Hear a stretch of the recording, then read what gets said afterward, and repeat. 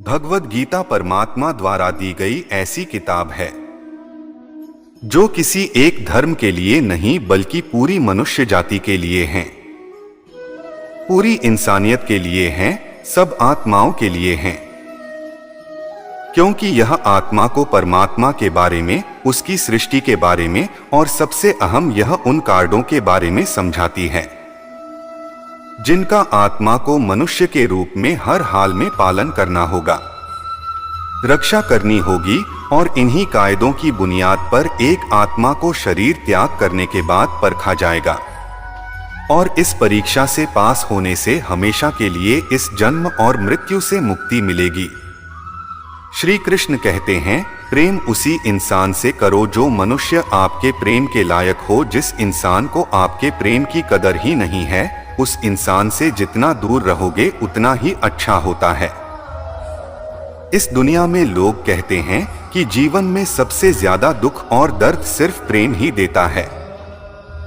लोगों ने प्रेम जैसी पवित्र, प्रेम जैसे शुद्ध चीज को गंदा कर दिया है, घर बनाकर रख दिया है। इस कलयुग में देखा जाए तो सबसे ज्यादा लोग एक दूसरे को प्रेम और भरोसे के नाम पर ही लूटते हैं।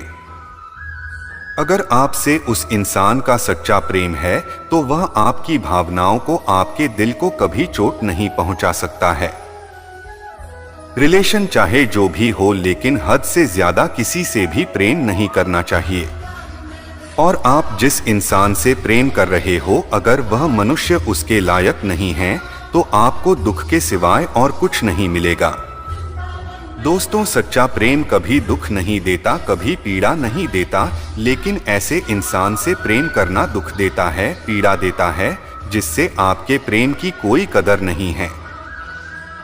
तो प्रेम सिर्फ उसी इंसान से करो जिस इंसान को आपके प्रेम की कदर हो। जब आपको एहसास हो जाएगा कि आपके प्रेम की, आपकी भावनाओं की कोई कदर ही नहीं है, तो वहां से आपको तुरंत दूर होना ही चाहिए।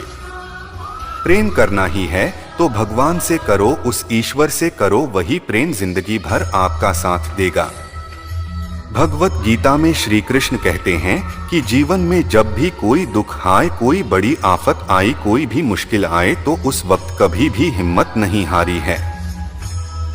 बस थोड़ा सब्र रखो, धीरज रखो। जो इंसान मुश्किल समय में खुद को संभाल कर, दिमाग शांत रखकर चलता है, वही इंसान दुखों को, मुश्किल को आसानी से पार करके आगे जाता है। एक धनी आदमी अपने गुरु के पास जाता है और गुरुजी से जाकर बोलता है कि गुरुजी, आजकल हमारे बिजनेस तो अच्छा खासा चल रहा है, पर समय का कोई भरोसा नहीं है।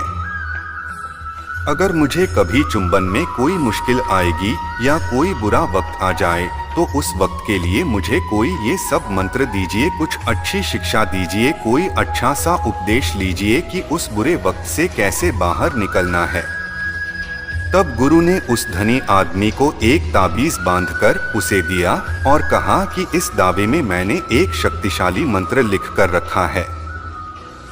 जब भी तेरी जिंदगी में बहुत बुरा वक्त आ जाए, जीवन बहुत बड़ा तूफान आ जाए और उस वक्त तुम्हें लगे कि इससे बुरा तो अब कुछ हो ही नहीं सकता, उसी वक्त पर, वही समय पर ताबीज खोलकर जो मैंने मंत्र लिखा है उसे पढ़ लेना।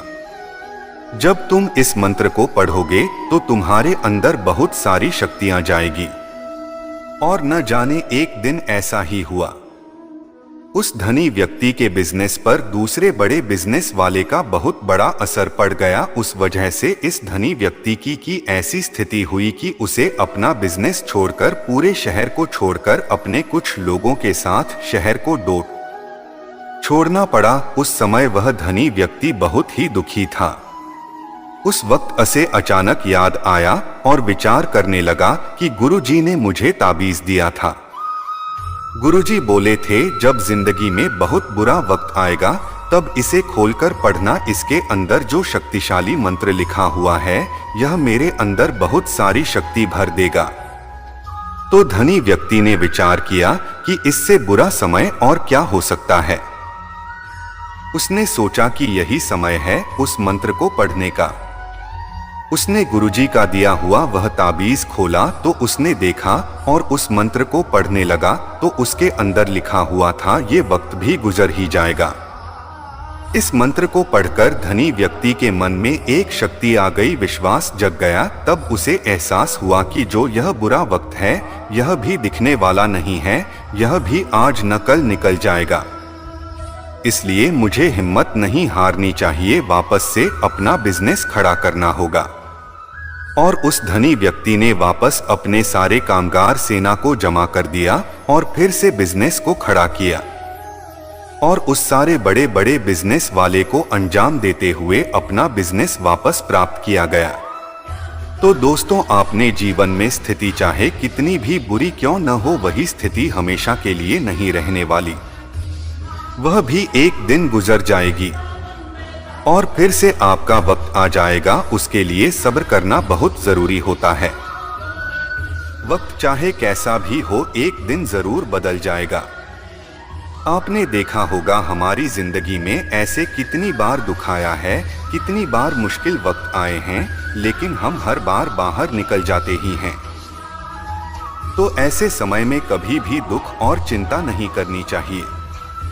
आपको अपनी जिंदगी में जब कोई मुश्किल समय लगता है, बुरा वक्त आ जाए, तो मन में यह विश्वास रखना, दृढ़ता रखना कि यह वक्त भी एक दिन गुजर जाएगा।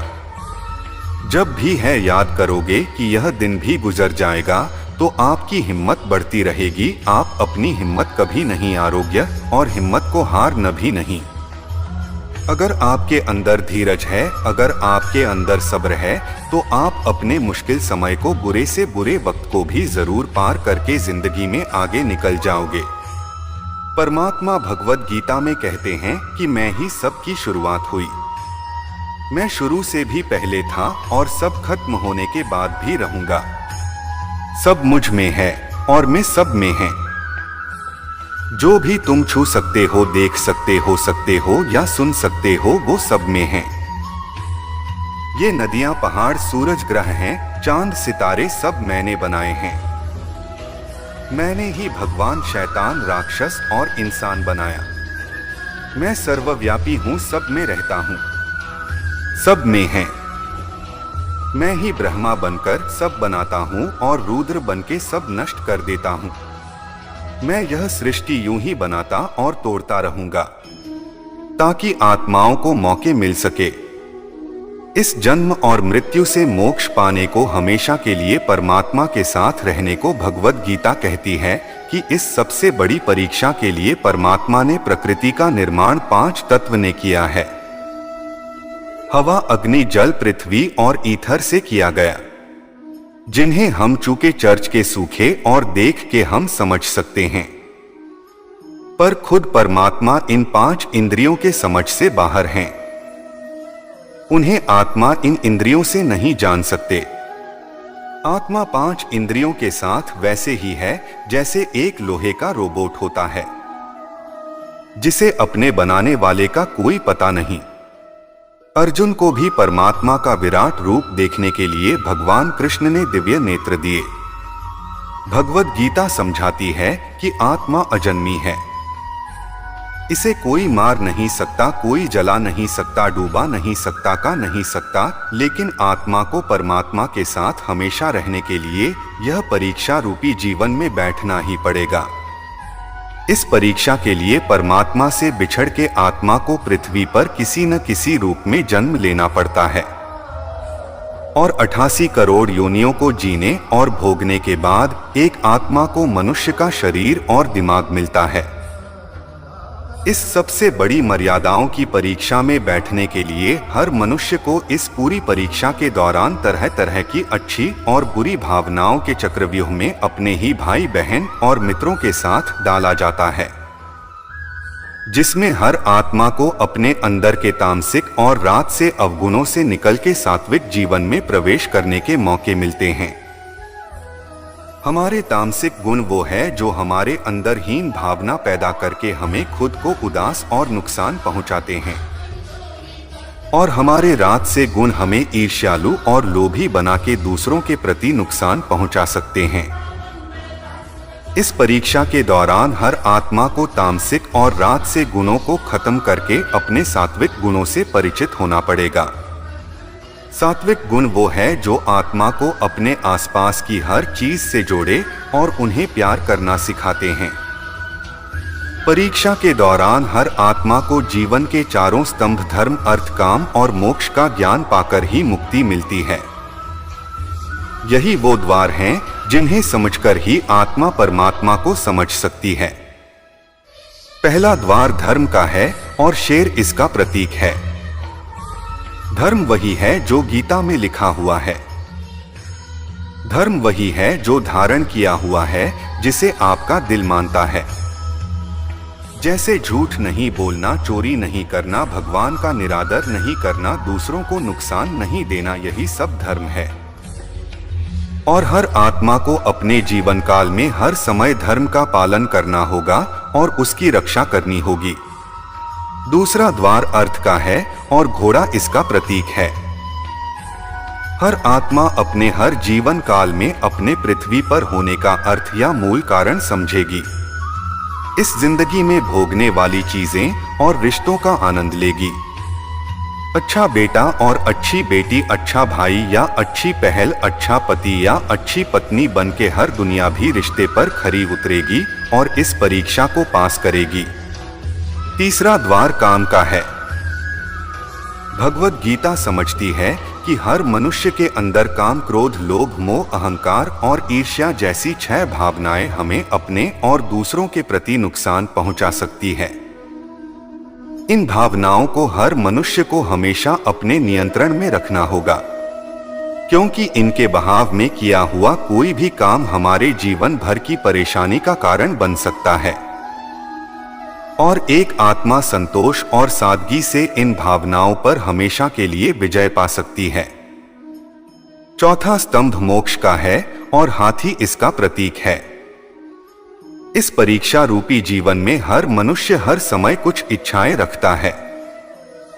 कुछ इच्छाएं एक ही जन्म काल में पूरी हो जाती हैं, पर कुछ अधूरी रह जाती हैं और उनके पूरा होने के लिए आत्मा को वापस पृथ्वी पर आना पड़ता है।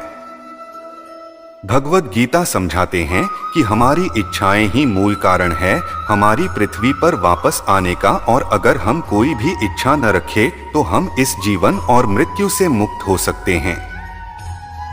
ये द्वार माफी का भी है। जिन्होंने आपके साथ बुरा किया गया उनको माफ करके, और जिनसे आपने बुरा किया उनसे माफी मांग के मुक्ति पाई जा सकती है।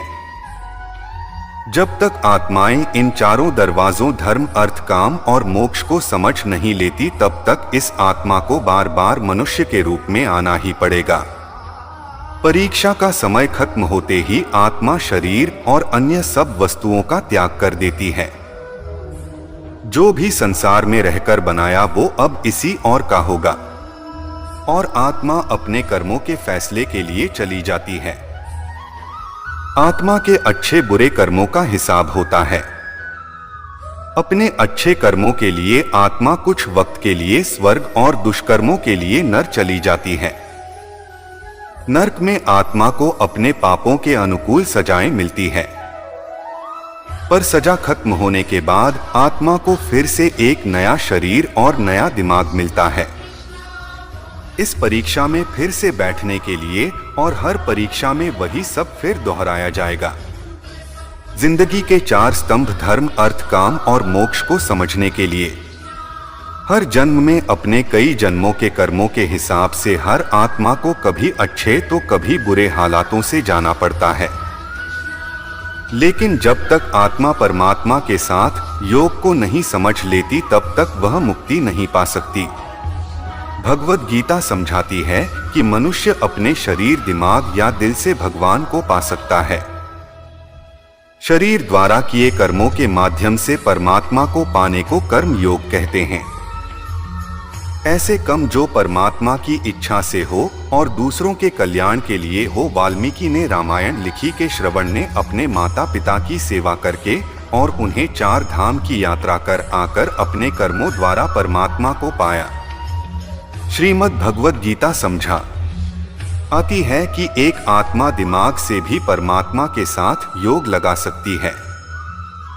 इसे राजयोग कहते हैं, क्योंकि दिमाग या मस्तिष्क सब इंद्रियों का राजा है।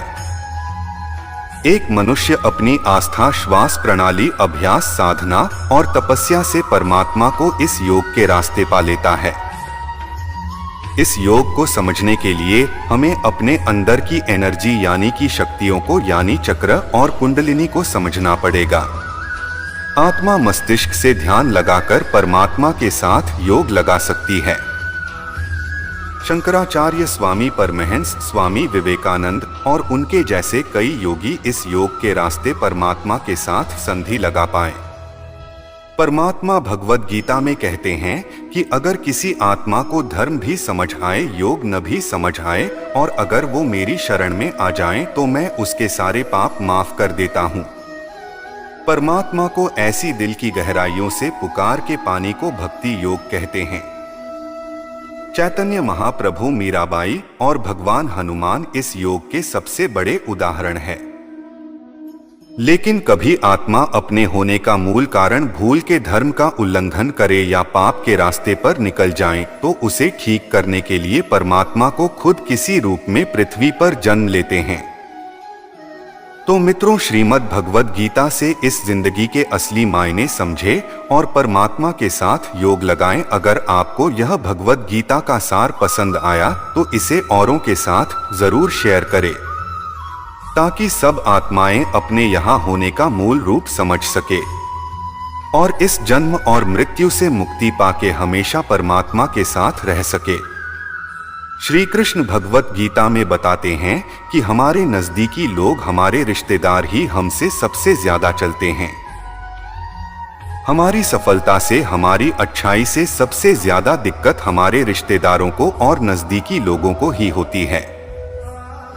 बाहर वालों को कभी कोई फर्क नहीं पड़ता है कि आपकी जिंदगी में क्या चल रहा है, आपकी जिंदगी में क्या हो रहा है। और जो आपके रिश्तेदार होते हैं, उनकी पूरी नजर आप पर रहती है, आपकी जिंदगी पर रहती है। बाहर से तो वह रिश्तेदार यही कहेंगे कि आगे बढ़ो, आप सफल हो जाओ, जीवन में खुश रहो। लेकिन ये बातें बस ऊपर ऊपर से बोलते हैं।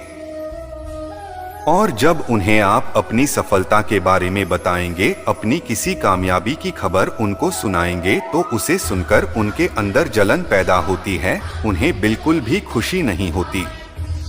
बाहर सारी दुनिया, सारे लोग आपको पसंद करते हैं, आपके काम की तारीफ करते हैं, लेकिन आपकी कदर आपके घर में ही को के लिए मिली थी। 250 होगा कि महाभारत का युद्ध बाहर के लोगों में नहीं हुआ था, यह भाइयों की अपनी टॉपर्स की लड़ाई थी, जो कि पांडवों के हर सुख से दुर्योधन बहुत जलता था। जब भी पांडव खुश रहते थे, कोई काम में सफल होते थे, तो दुर्योधन को बिल्कुल भी बर्दाश्त नहीं होता था। दुर्योधन हर वो कोशिश करता था कि पांडवों को मैं नीचे कैसे गिरा सकूं, जितना हो सके उन्हें दुखी हूं, और वो उन्हें दुख देता भी। और वही भाइयों की आपसी जलन के कारण महाभारत भारत जैसे युद्ध की वजह हुई। 2 युद्ध में न जाने कितने लोग मारे गए। इस दुनिया वालों को क्या फर्क पड़ता है कि आप कैसे जिंदगी जीते हैं। लेकिन यह जो अपने ही लोग होते हैं, जो अपने ही रिश्तेदार होते हैं, जो करीबी लोग होते हैं, इन्हें आपकी खुशी कभी बर्दाश्त नहीं होगी। याद रखना, सबसे खतरनाक होते हैं ये लोग, क्योंकि यह बाहर से तो बहुत मीठा बोलते हैं, आपको अच्छे अच्छे बातें करते हैं, लेकिन वही लोग, वही रिश्तेदार आपके पीठ पीछे जरा भी खुश नहीं होते हैं। तो इसीलिए किसी को भी अपना समझने से पहले आप यह जरूर देख लें कि वो सच में आपका अपना है या सिर्फ अपनेपन का दिखावा दिखा रहा है। भगवद गीता परमात्मा द्वारा दी गई ऐसी किताब है जो किसी एक धर्म के लिए नहीं, बल्कि पूरी मनुष्य जाति के लिए है, पूरी इंसानियत के लिए हैं, सब आत्माओं के लिए हैं। क्योंकि यह आत्मा को परमात्मा के बारे में, उसकी सृष्टि के बारे में और सबसे अहम यह उन कार्डों के बारे में समझाती है जिनका आत्मा को मनुष्य के रूप में हर हाल में पालन करना होगा, रक्षा करनी होगी और इन्हीं कायदों की बुनियाद पर एक आत्मा को शरीर त्याग करने के बाद परखा जाएगा और इस परीक्षा से पास होने से हमेशा के लिए इस जन्म और मृत्यु से मुक्ति मिलेगी। श्री कृष्ण कहते हैं, प्रेम उसी इंसान से करो जो मनुष्य आपके प्रेम के लायक हो। जिस इंसान को आपके प्रेम की कदर ही नहीं है, उस इंसान से जितना दूर रहोगे उतना ही अच्छा होता है। इस दुनिया में लोग कहते हैं कि जीवन में सबसे ज्यादा दुख और दर्द सिर्फ प्रेम ही देता है। लोगों ने प्रेम जैसी पवित्र, प्रेम जैसे शुद्ध चीज को गंदा कर दिया है, घर बनाकर रख दिया है। इस कलयुग में देखा जाए तो सबसे ज्यादा लोग एक दूसरे को प्रेम और भरोसे के नाम पर ही लूटते हैं। अगर आपसे उस इंसान का सच्चा प्रेम है तो वह आपकी भावनाओं को, आपके दिल को कभी चोट नहीं पहुंचा सकता है। रिलेशन चाहे जो भी हो, लेकिन हद से ज्यादा किसी से भी प्रेम नहीं करना चाहिए। और आप जिस इंसान से प्रेम कर रहे हो, अगर वह मनुष्य उसके लायक नहीं है तो आपको दुख के सिवाय और कुछ नहीं मिलेगा। दोस्तों, सच्चा प्रेम कभी दुख नहीं देता, कभी पीड़ा नहीं देता, लेकिन ऐसे इंसान से प्रेम करना दुख देता है, पीड़ा देता है, जिससे आपके प्रेम की कोई कदर नहीं है। तो प्रेम सिर्फ उसी इंसान से करो जिस इंसान को आपके प्रेम की कदर हो। जब आपको एहसास हो जाएगा कि आपके प्रेम की, आपकी भावनाओं की कोई कदर ही नहीं है, तो वहां से आपको तुरंत दूर होना ही चाहिए। प्रेम करना ही है तो भगवान से करो, उस ईश्वर से करो, वही प्रेम जिंदगी भर आपका साथ देगा। भगवत गीता में श्री कृष्ण कहते हैं कि जीवन में जब भी कोई दुख आए, कोई बड़ी आफत आई, कोई भी मुश्किल आए, तो उस वक्त कभी भी हिम्मत नहीं हारी है। बस थोड़ा सब्र रखो, धीरज रखो। जो इंसान मुश्किल समय में खुद को संभाल कर, दिमाग शांत रखकर चलता है, वही इंसान दुखों को, मुश्किल को आसानी से पार करके आगे जाता है। एक धनी आदमी अपने गुरु के पास जाता है और गुरुजी से जाकर बोलता है कि गुरुजी, आजकल हमारे बिजनेस तो अच्छा खासा चल रहा है, पर समय का कोई भरोसा नहीं है। अगर मुझे कभी चुंबन में कोई मुश्किल आएगी या कोई बुरा वक्त आ जाए, तो उस वक्त के लिए मुझे कोई ये सब मंत्र दीजिए, कुछ अच्छी शिक्षा दीजिए, कोई अच्छा सा उपदेश लीजिए कि उस बुरे वक्त से कैसे बाहर निकलना है। तब गुरु ने उस धनी आदमी को एक ताबीज बांधकर उसे दिया और कहा कि इस दावे में मैंने एक शक्तिशाली मंत्र लिख कर रखा है। जब भी तेरी जिंदगी में बहुत बुरा वक्त आ जाए, जीवन बहुत बड़ा तूफान आ जाए और उस वक्त तुम्हें लगे कि इससे बुरा तो अब कुछ हो ही नहीं सकता, उसी वक्त पर, वही समय पर ताबीज खोलकर जो मैंने मंत्र लिखा है उसे पढ़ लेना। जब तुम इस मंत्र को पढ़ोगे तो तुम्हारे अंदर बहुत सारी शक्तियां जाएगी। और न जाने एक दिन ऐसा ही हुआ, उस धनी व्यक्ति के बिजनेस पर दूसरे बड़े बिजनेस वाले का बहुत बड़ा असर पड़ गया। उस वजह से इस धनी व्यक्ति की ऐसी स्थिति हुई कि उसे अपना बिजनेस छोड़कर, पूरे शहर को छोड़कर, अपने कुछ लोगों के साथ शहर को छोड़ना पड़ा। उस समय वह धनी व्यक्ति बहुत ही दुखी था। उस वक्त उसे अचानक याद आया और विचार करने लगा कि गुरुजी ने मुझे ताबीज दिया था। गुरुजी बोले थे, जब जिंदगी में बहुत बुरा वक्त आएगा तब इसे खोलकर पढ़ना, इसके अंदर जो शक्तिशाली मंत्र लिखा हुआ है यह मेरे अंदर बहुत सारी शक्ति भर देगा। तो धनी व्यक्ति ने विचार किया कि इससे बुरा समय और क्या हो सकता है। उसने सोचा कि यही समय है उस मंत्र को पढ़ने का।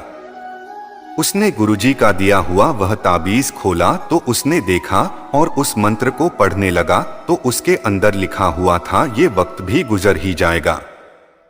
इस मंत्र को पढ़कर धनी व्यक्ति के मन में एक शक्ति आ गई, विश्वास जग गया। तब उसे एहसास हुआ कि जो यह बुरा वक्त है यह भी दिखने वाला नहीं है, यह भी आज न कल निकल जाएगा।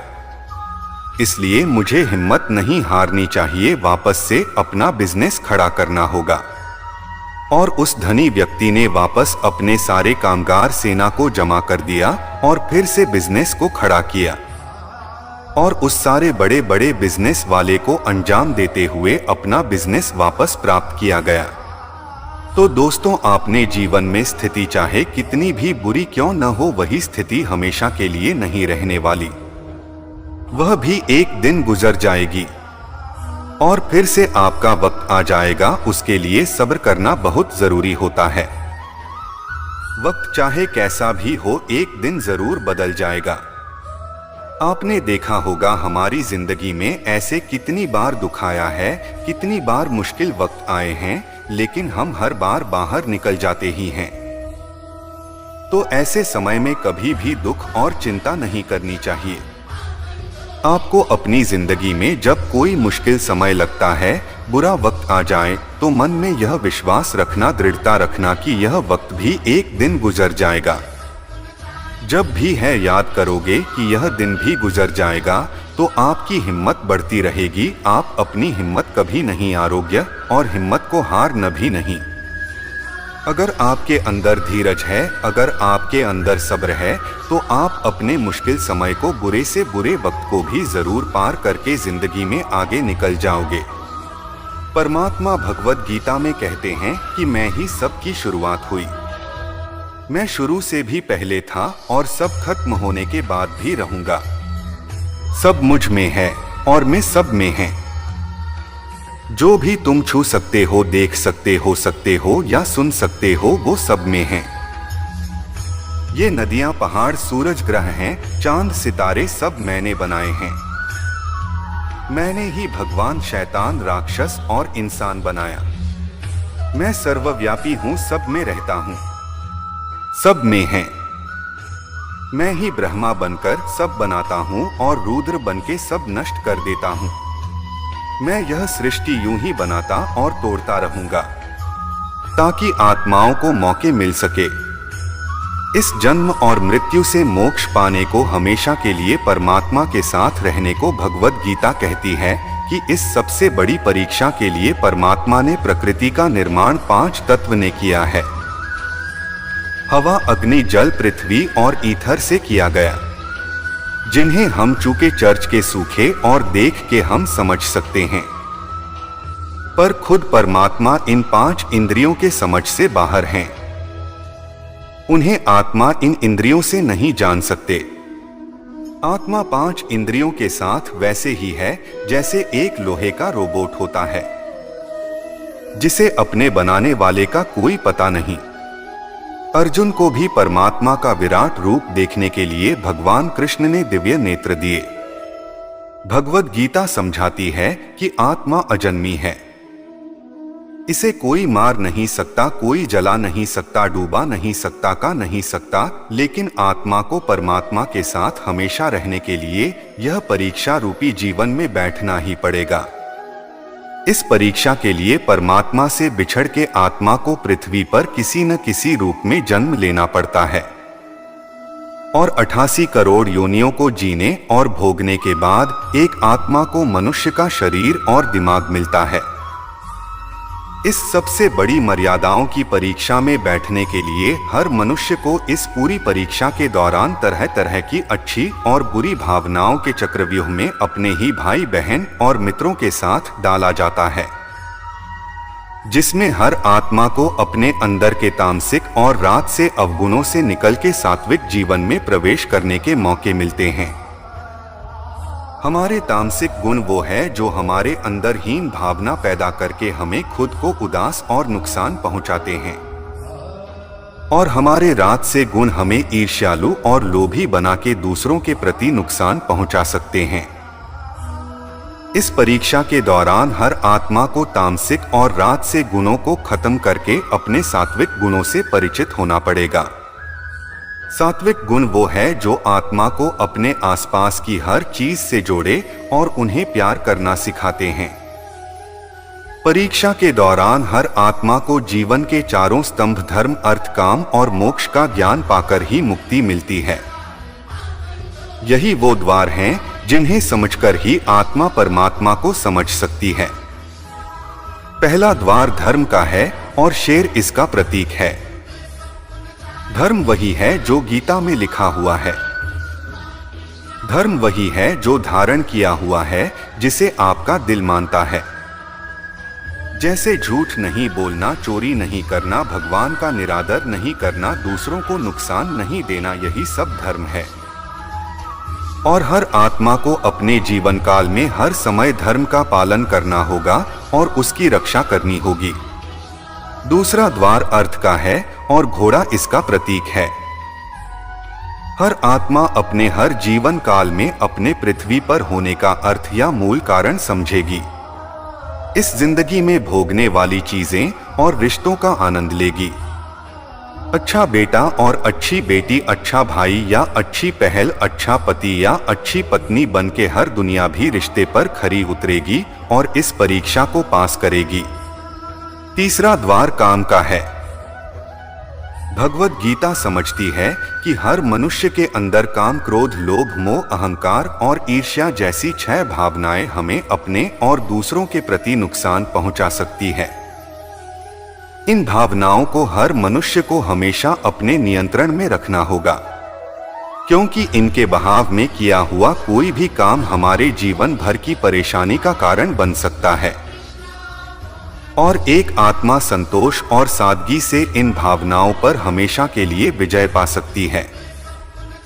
चौथा स्तंभ मोक्ष का है और हाथी इसका प्रतीक है। इस परीक्षा रूपी जीवन में हर मनुष्य हर समय कुछ इच्छाएं रखता है। कुछ इच्छाएं एक ही जन्म काल में पूरी हो जाती है, पर कुछ अधूरी रह जाती हैं और उनके पूरा होने के लिए आत्मा को वापस पृथ्वी पर आना पड़ता है।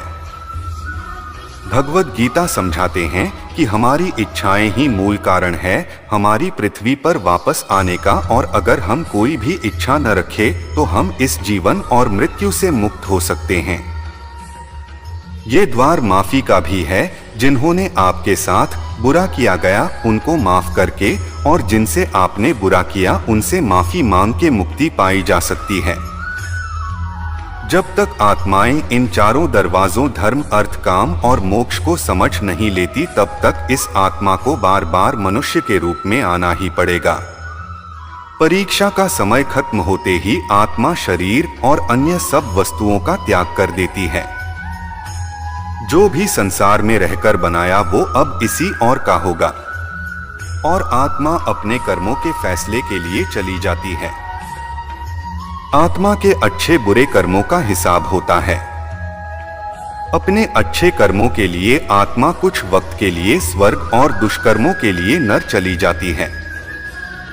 नरक में आत्मा को अपने पापों के अनुकूल सजाएं मिलती है, पर सजा खत्म होने के बाद आत्मा को फिर से एक नया शरीर और नया दिमाग मिलता है। इस परीक्षा में फिर से बैठने के लिए, और हर परीक्षा में वही सब फिर दोहराया जाएगा। जिंदगी के 4 स्तंभ धर्म, अर्थ, काम और मोक्ष को समझने के लिए हर जन्म में अपने कई जन्मों के कर्मों के हिसाब से हर आत्मा को कभी अच्छे तो कभी बुरे हालातों से जाना पड़ता है। लेकिन जब तक आत्मा परमात्मा के साथ योग को नहीं समझ लेती तब तक वह मुक्ति नहीं पा सकती। भगवद गीता समझाती है कि मनुष्य अपने शरीर, दिमाग या दिल से भगवान को पा सकता है।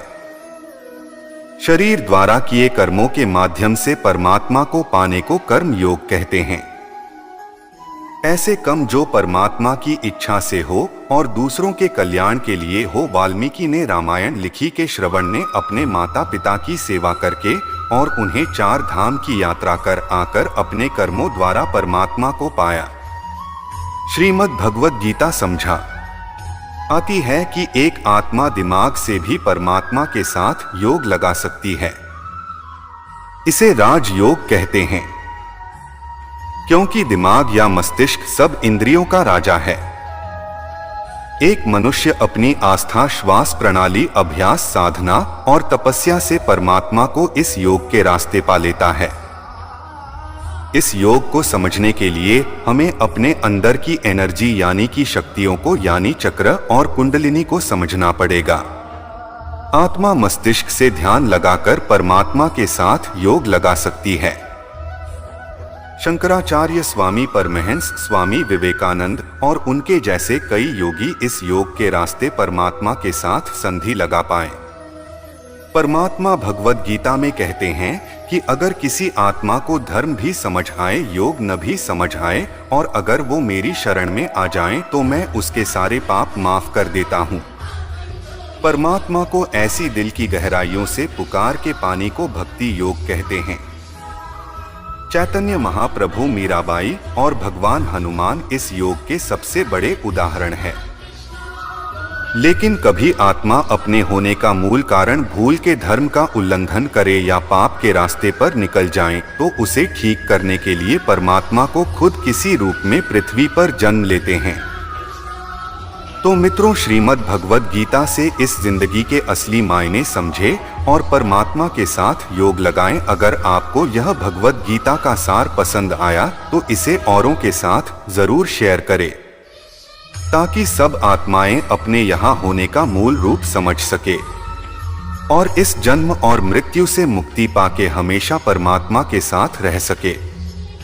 श्री कृष्ण भगवत गीता में बताते हैं कि हमारे नजदीकी लोग, हमारे रिश्तेदार ही हमसे सबसे ज्यादा चलते हैं।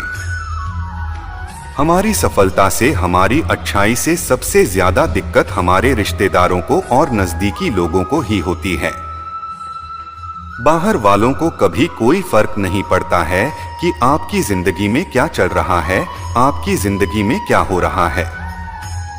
और जो आपके रिश्तेदार होते हैं, उनकी पूरी नजर आप पर रहती है, आपकी जिंदगी पर रहती है।